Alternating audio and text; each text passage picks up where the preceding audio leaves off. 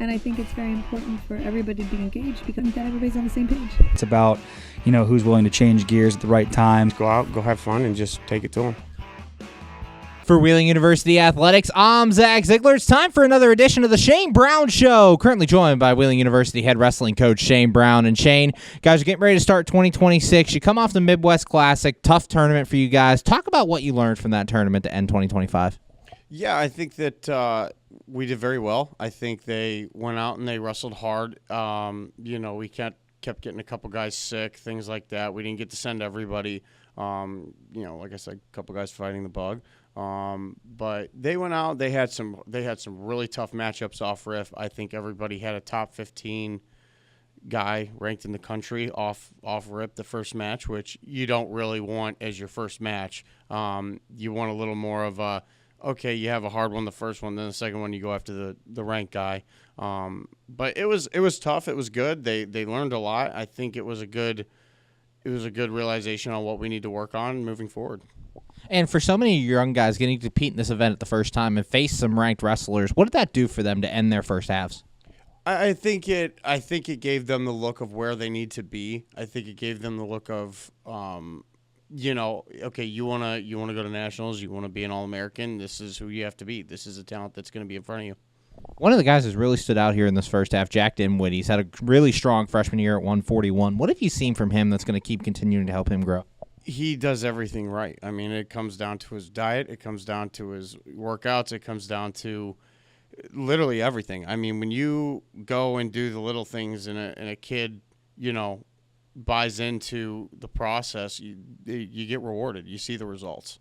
And at 165, we saw Jake Taylor get another win. He evens his record on the year. Talk about him in that midweight and kind of how he's grown from the beginning of the year.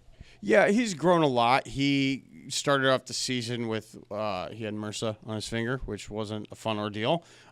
So we had to pace him out and then put him in line where he could drop the 165 because he started at 174. And with the weight certifications and everything, you have to have a descent plan and make weight at the right time, all that fun stuff. For him getting back on the mat and succeeding and having, wins over good opponents, it's awesome to see.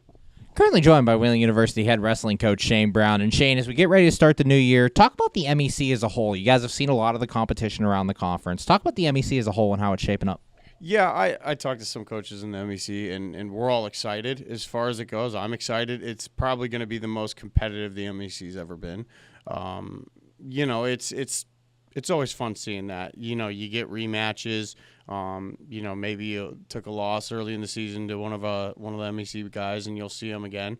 And then at the same time, there's some that we don't see because, you don't send your starters out every time. You rotate guys.